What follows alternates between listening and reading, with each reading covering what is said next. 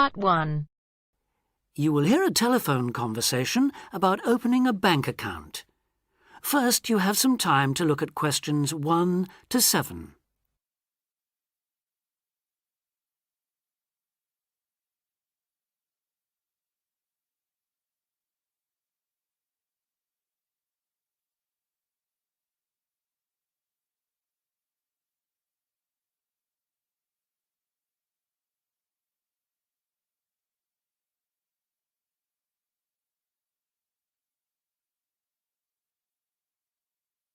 Now we shall begin.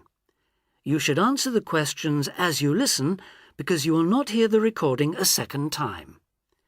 Listen carefully and answer questions 1 to 7.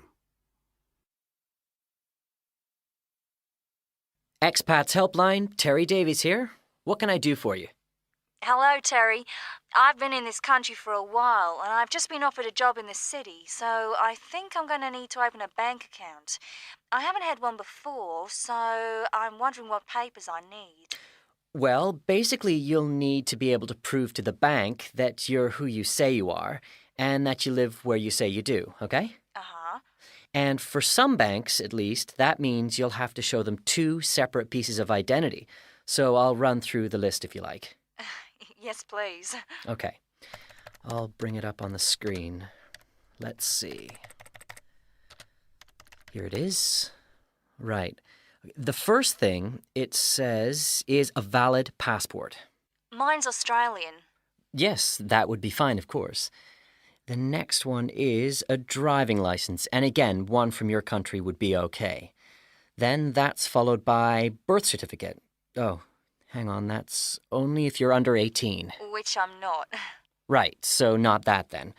But you can also show them a benefit book. For instance, if you're in ill health or unemployed or getting income support. Yes, I could bring that. Or a letter from my employer, maybe? Well, that's not actually on the list, so we'll have to assume you can't. Okay. And to prove where I live? Again, there are several possible things listed here.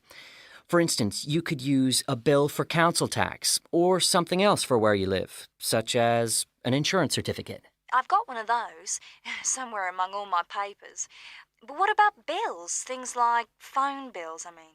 As long as it has your address on it, yes, fine. So a bill for my mobile would do, would it? I'm afraid it would have to be for a fixed line phone. You could use other types of household bill, though, as long as you get them through the post. How about an electricity bill? That'll say where I live, won't it? If it's in your name and not that of a landlord, yes. It is, so I'll probably take that then. There's one other you might want to use, a vehicle registration document. If you have a car or motorbike or something, of course. No, I haven't actually. Now, I believe there's a bank actually inside the commercial centre, and I might open an account there, seeing as how that's where I'll be every day. Yeah, that would seem to make sense. I know people who bank there. I actually read about it in a city guide. My cousin picked it up when he was here a couple of years ago, and I made a few notes. Do you mind if I run through them with you now, just to make sure the details haven't changed? Fine, go ahead. Okay, first question. It's still a branch of the Popular Bank, is it? The one with links to Australian banks? No, it's actually been taken over by another big banking group, the Savings Bank. It still seems quite popular, though, especially with people doing business in the Asia-Pacific area. And when is it open, Monday to Saturday? I'll have to check their website for that. Give me a second or two, will you? Sure. Right. I've got it. Customer service, and it's just weekdays, I'm afraid. Does it say what their business hours are? I'm just looking for that. It's on a different page for some reason. I think there's been a change at some banks in the last year or so. Yeah, here it is. It's open from 9:30 in the morning till 3:30 in the afternoon. And it's on the top floor of the main centre building, is it? Next to the travel agency? That's where it used to be, but they've since moved it to a slightly bigger place. It's on the ground floor now. Oh. And one last thing on this. I know most banks give incentives to young people to open accounts with them, but apparently this one didn't. Do you know if they're offering anything these days? I'll just check. I'm sure they'd Say so on their new clients page if they were. No, there's nothing mentioned here. That's a pity. I was quite looking forward to getting my free gift. Before you hear the rest of the conversation, you have some time to look at questions 8 to 10.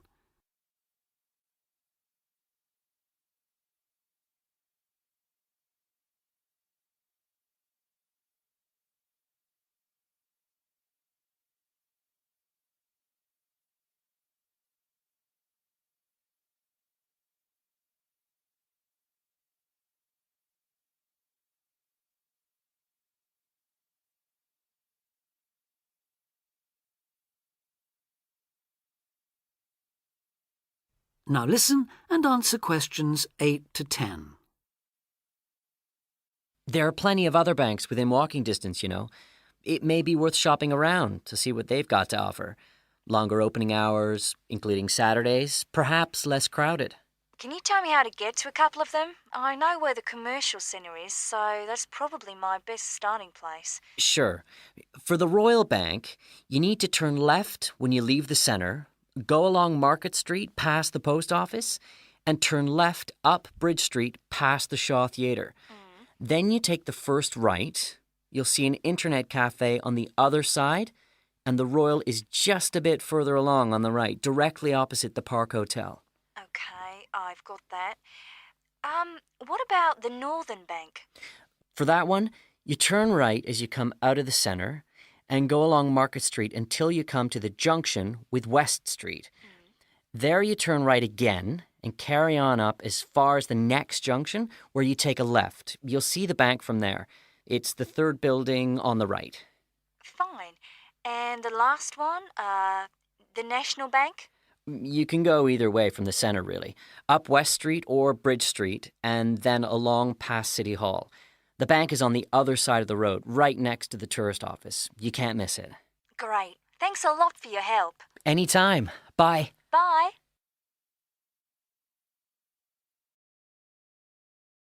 That is the end of part 1.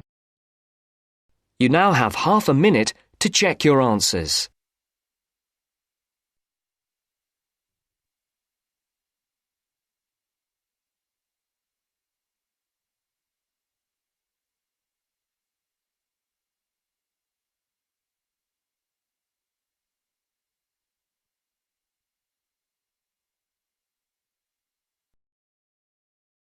Now turns to part 2.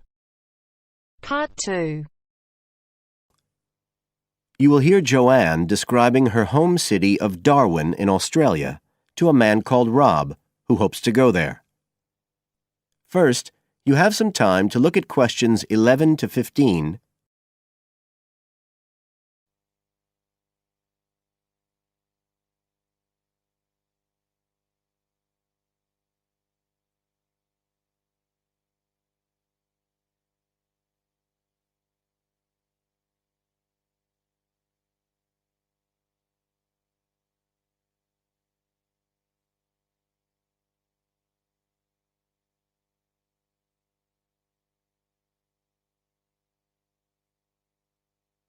Now listen carefully and answer questions 11 to 15. Joanne? Hi, you must be Rob. Nice to meet you. So, I hear you're planning to visit Australia. Yeah, and I really wanted to talk to you because I was thinking of spending some time in Darwin, and my sister told me you're from there. That's right. So, tell me about it. Well, where shall I start? Well, Darwin's in what they call the top end because it's right up at the northern end of Australia, and it's quite different from the rest of Australia in terms of cultural influences. In fact, it's nearer to Jakarta in Indonesia than it is to Sydney, so you get a very strong Asian influence there.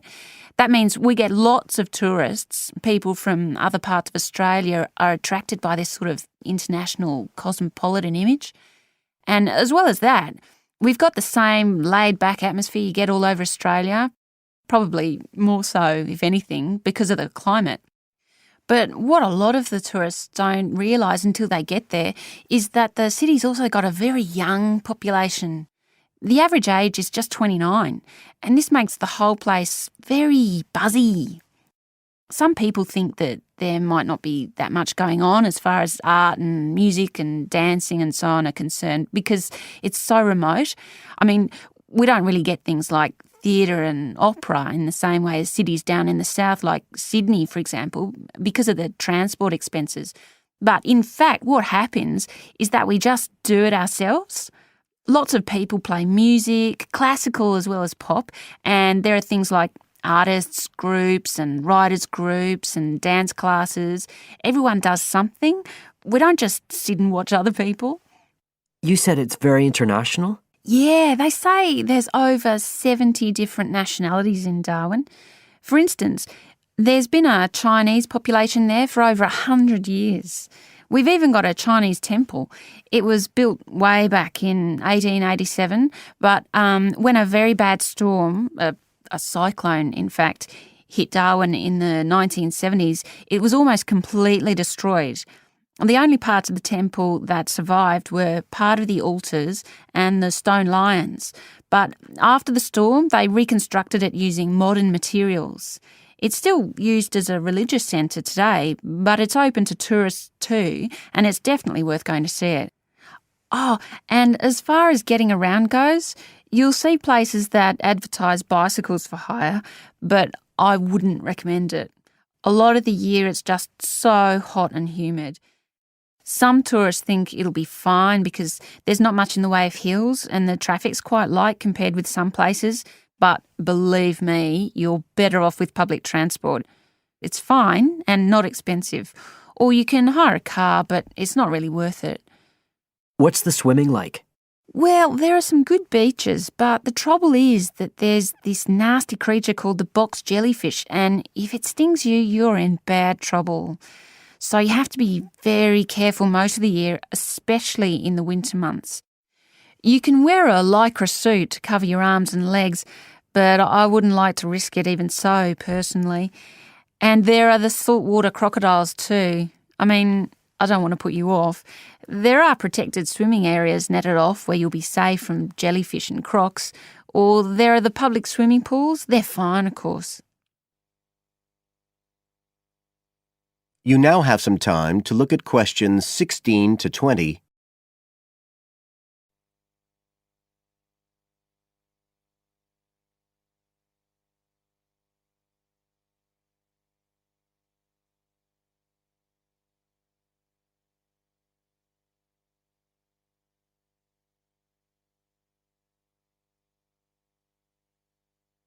Now listen and answer questions 16 to 20.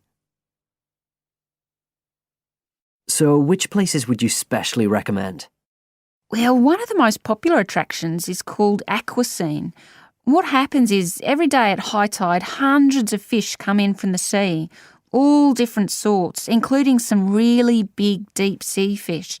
And some of them will even take food from your hand. It's right in the middle of town at the end of the esplanade. It's not free. I think you have to pay about $5, but it's definitely something you have to experience. Then, of course, Darwin has a great range of food, being such a cosmopolitan place. And if you don't have lots to spend, the best place to go is to Smith Street Mall, where they have stalls selling stuff to eat. There's all sorts of different things, including Southeast Asian dishes, which I really like. You'd think there'd be plenty of fresh fish in Darwin, as it's on the coast, but in fact, because of the climate, it mostly gets frozen straight away. But you can get fresh fish in the restaurants on Cullen Bay Marina. It's a nice place to go for a special meal, and they have some good shops in that area too. What else? Well, there's the Botanic Garden. It's over 100 years old and there's lots to see.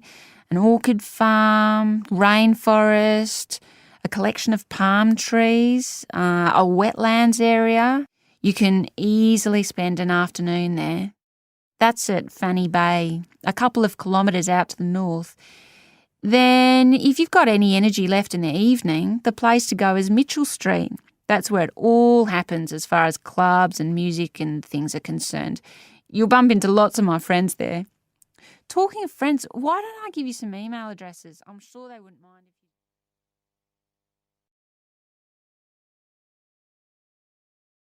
That is the end of part 2. You now have half a minute to check your answers.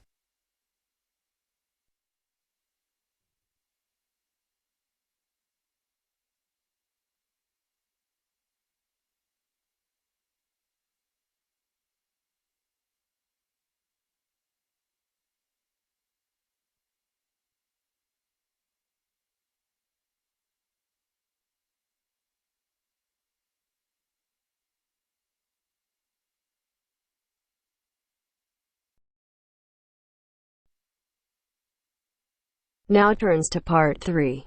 Part 3. Mr. Jackson, who feels that he is physically unfit, is consulting with his doctor about his health condition. Before you listen to their conversation, you have a chance to read questions 21 to 24.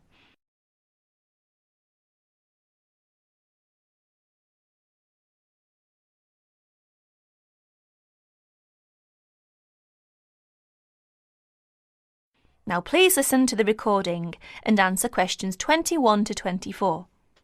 Well, Mr. Jackson, the first and important thing I have to tell you is that there is really nothing seriously wrong with you. Physically, that is. My very thorough re-examination and the analyst's report show that basically you are very fit.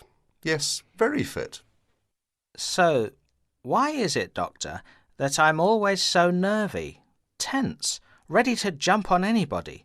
My wife, children, colleagues. I think your condition has a lot to do with, shall we call it, way of life, habits? Way of life? Habits?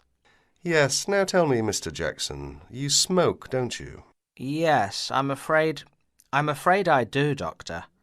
And rather heavily, I imagine. Well, yes. I smoke, about 40, 50 a day, I suppose. You should do your best to stop, you know. Yes, I see. But, it won't be the first time. I've tried to give up smoking several times, but it's no good. You see, 50 a day is overdoing it, you must admit. You must cut down at least that. Ah, yes. I know that when you're feeling tense, you probably feel that a cigarette relaxes you. But in the long run, I do advise you to make a real effort to quit smoking. Of course, but, it's easy to say give it up or cut it down, but, you know. Well, in my opinion, you have no choice. Either you make a real effort or there's no real chance of your feeling better. You see, well, obviously I could prescribe some kind of tranquilizer, but would that help? I'd prefer, and I'm quite sure you'll agree, I'd prefer to see you really back to normal, not just seemingly so. And that's my reason for asking you several more questions about your other habits. Right. Now you have a chance to read questions 25 to 30.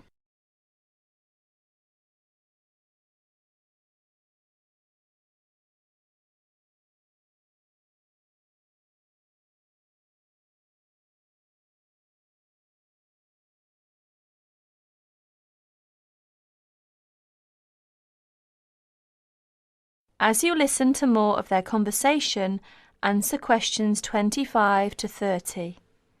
Your eating habits, for example. What do you eat normally, during a normal day? Yes, I'm a good eater. Yes, I'd say I'm a good eater. Now let's see. Up at 8 in the morning, and my wife has a good breakfast ready. A good breakfast? The usual.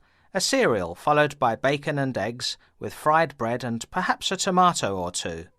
Then toast and marmalade, all washed down with a couple of cups of tea. Yes, I really enjoy my breakfast. Yes, I can see you do, but I'd advise you to eat rather less. We'll come to that later. Go on. Then lunch. No, first brunch. A cup of coffee and a bun at 11. Lunch has to be quick, because there's so much to do in the office about that time, so I have a pint and a sandwich in the pub. all very hurried. Try to be in less of a hurry. But I make up for it in the evening. I get home at about 7. Dinner's around about 8. Yes, my wife's an excellent cook. Excellent. It's usually some meat dish, and we like spaghetti as a first course. Spaghetti, a meat dish, cheese, sweet. But then, at the end of the day, shall we say, then I begin to feel on edge again. Most evenings after dinner we read or watch TV, but I get this terrible feeling of tension. Well, I'm sorry to have to say this because you obviously enjoy your food, but I really do recommend that you eat less, and secondly, that you eat more healthily. Instead of having that enormous breakfast, for example, try to be content with fruit juice and some cereal. I see, but 11 says right. Well, that's all right, but lunch should be more leisurely. Remember, your health is at stake, not your job. As for dinner, I'd advise you to eat a soup, perhaps, with a salad. A salad followed by some fruit. But my wife's cooking is superb, granted, and she probably enjoys preparing delicious meals for you. If you like, I'll have a word with your wife. No, that won't be necessary. Thanks just the same, Doctor, but no.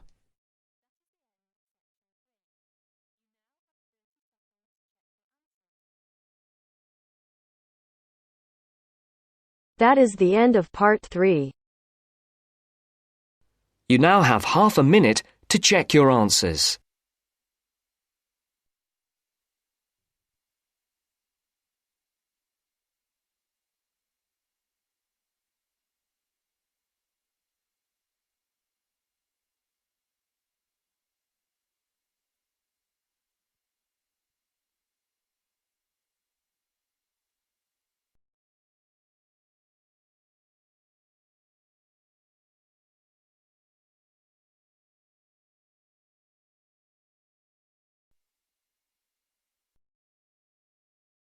Now turns to part 4. Part 4. You will hear part of a presentation by a second-year environmental studies student on research into edible vaccines. First, you have some time to look at questions 31 to 40.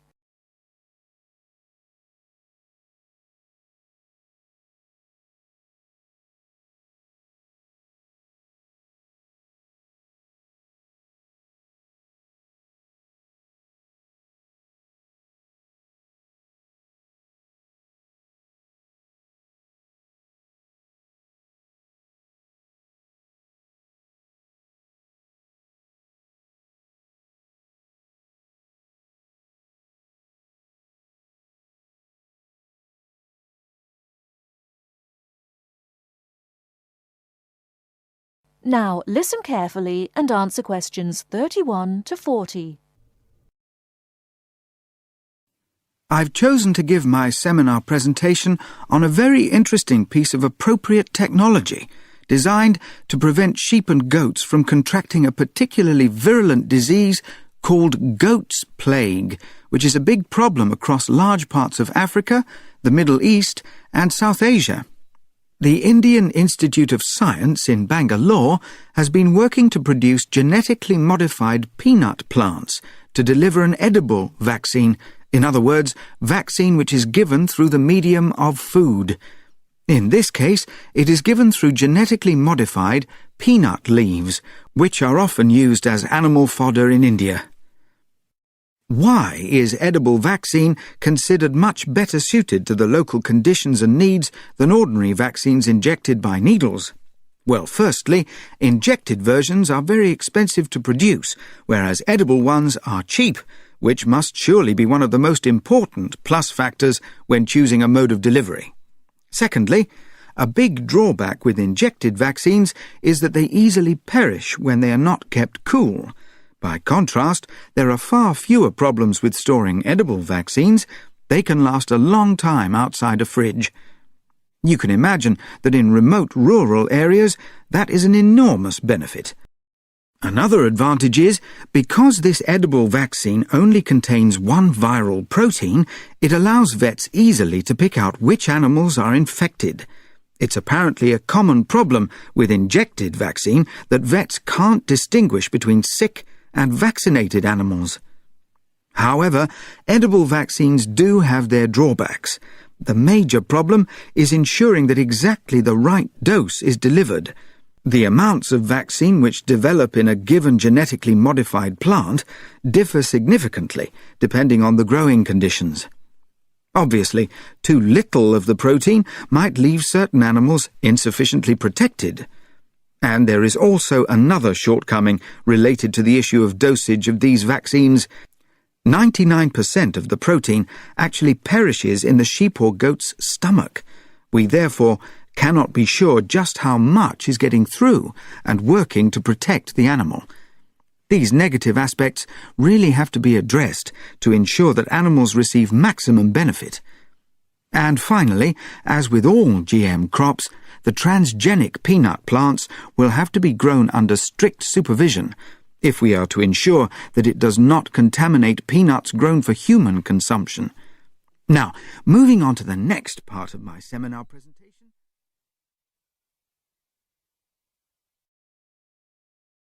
That is the end of part 4. You now have half a minute to check your answers.